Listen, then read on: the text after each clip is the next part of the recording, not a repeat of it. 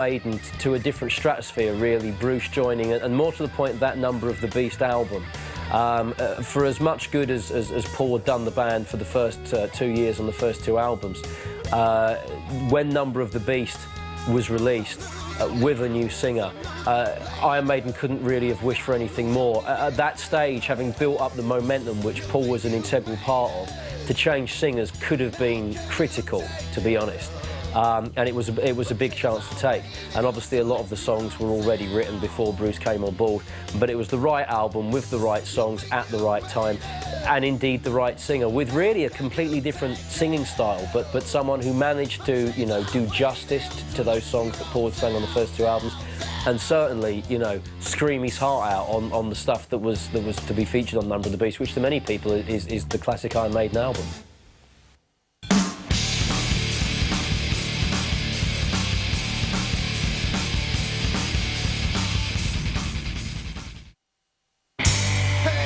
Once more, a replacement was close at hand.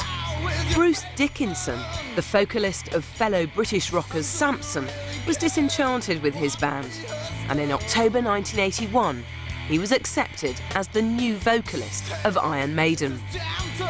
But when I left Iron Maiden, they got Bruce in as vocalist. We'd known Bruce as well from Samson and stuff like that as well. He's a bloody good singer. He used to look like Bill Oddie in them days, funny enough.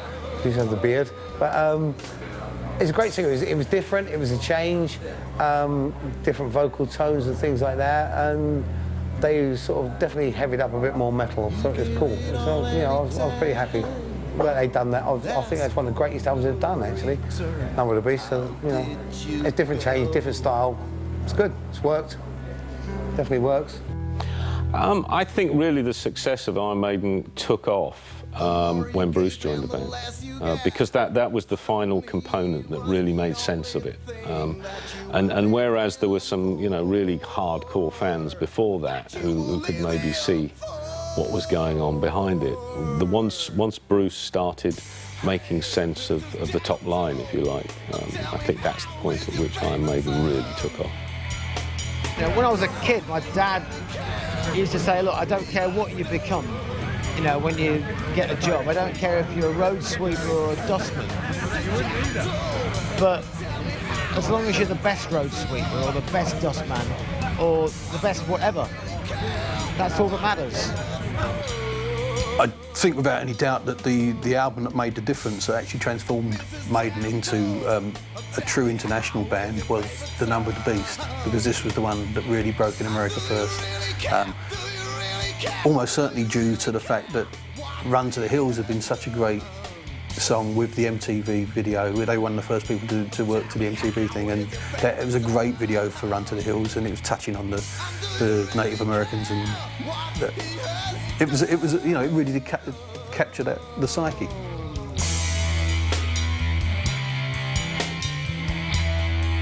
In 1982, the band were engaged in the sell-out British leg of the Beast on the Road tour, when the first single from the new album, Run to the Hills, gave the band their first UK top 10 hit. Really, from Number of the Beast onwards, Iron Maiden could do no wrong for about 10 years in terms of the quality of songs they were releasing and the amount of fans that they had. Every album was going top 10, every single was going top 10. And this was always off the back of, you know, virtually no media exposure whatsoever. They get covers in, you know, what few metal magazines there were around, but they certainly never get played on the radio, apart from begrudgingly when their single was the highest new entry at number 3 or whatever. And they had some more lineup changes. I mean, Clive Burr, the original drummer, went after Number of the Beast, and Nico McBrain came in for the Peace of Mind album. Of course, Nico is still with them now. But really, going through that time in the 80s, you went from like Number of the Beast, which was an absolute classic, Peace of Mind. Bruce Dickinson will tell you that Number of the Beast and Peace of Mind are his 2 favourite Iron Maiden albums. In 1984, Power Slave hit the streets and went straight into the album charts at number 2, before the group's groundbreaking World Slavery Tour began. Iron Maiden were also a really great live spectacle in the 80s. Some people might view it as being a bit Spinal Tap, but I mean, you know, they did it well. The World Slavery Tour, which was the tour that the Live After Death album was born out of, you know, immense stage set based on the Power Slave album with these mummies, and, you know, obviously you've always had kind of the 18-foot Eddie walking around. And it was, you know, a 90-minute, 2-hour, however long set they played. Great spectacle, great heavy metal anthems, and 5 guys, as it was at that time, on the stage really playing their heart out, you know, and you got real value for money. Every penny that your ticket cost was worth it, because they played well. Bruce sang well, the stage set was amazing, Eddie came on. Occasionally they ripped his brains out and tried to kill him and do stuff like that, but every element of it gave you a story to come away from that gig and talk about. Following some 200 shows, the band's world slavery trek came to an exhausting conclusion in July 1985. Their long-awaited 6th studio album, Somewhere in Time, was released in September 1986, and with lengthy tours in between, they then released 7th Son of a 7th Son in 1988. It was different. There were more synths on it, there were more keyboards on it.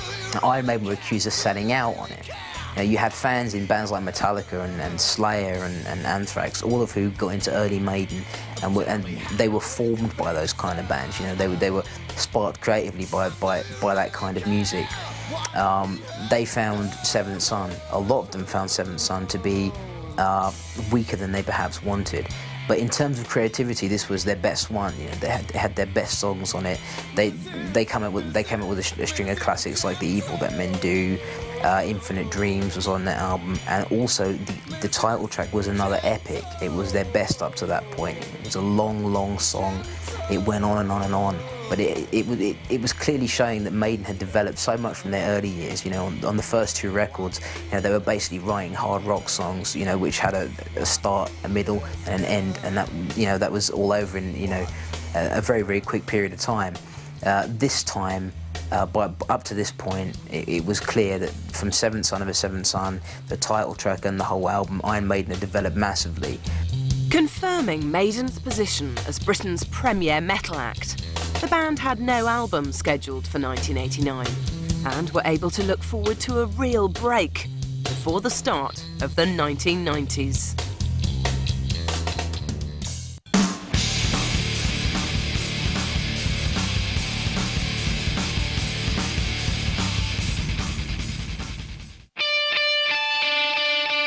In January 1990, the band started work on a new album, No Prayer for the Dying. Work had barely begun when guitar man Adrian Smith revealed that he wanted to leave and form his own rock outfit. Fortunately, a solution was once again close at hand, with ex-Gillan and White Spirit guitarist Yannick Gers joining the Maiden ranks. However, another change of lineup was to take place with the departure of vocalist Bruce Dickinson after the 1992 album Fear of the Dark. A lot of people see the 90s as kind of the most dodgy period, I guess, for want of a better term, for Iron Maiden. They'd had tremendous success in the 80s, runs of great albums. 1990 was No Prayer for the Dying, 92, Fear of the Dark, which were the last 2 albums of phase 1 of Bruce, I guess. And I think No Prayer for the Dying had Bring Your Daughter to the Slaughter on it, right, which gave Iron Maiden their only #1. They released it the first week of January when no one else is putting anything else out. They always knew that for the last 10 years they've had enough of a fan base who will buy the single on the first week of release to get it probably the highest new entry. So it's a pretty safe bet, considering you had no other competition, that by putting out your single first week of January you were going to go to #1. And then there was Fear of the Dark, and I think around that time there was probably quite a bit of tension in the band. Bruce had already started doing solo albums, and I don't know this, but maybe he'd started drifting apart from other band members. And certainly before they completed the Fear of the Dark tour, he'd announced that he wanted to leave. The last dates that he played with Iron Maiden during that phase were played with everyone knowing that Bruce was leaving the band. We knew, we had a feeling, everyone had a feeling in the camp that he was going to do it, and we knew on a real live one on that tour that was probably going to be his last tour. It kind of felt like it. I think everybody knew that. So it was no surprise.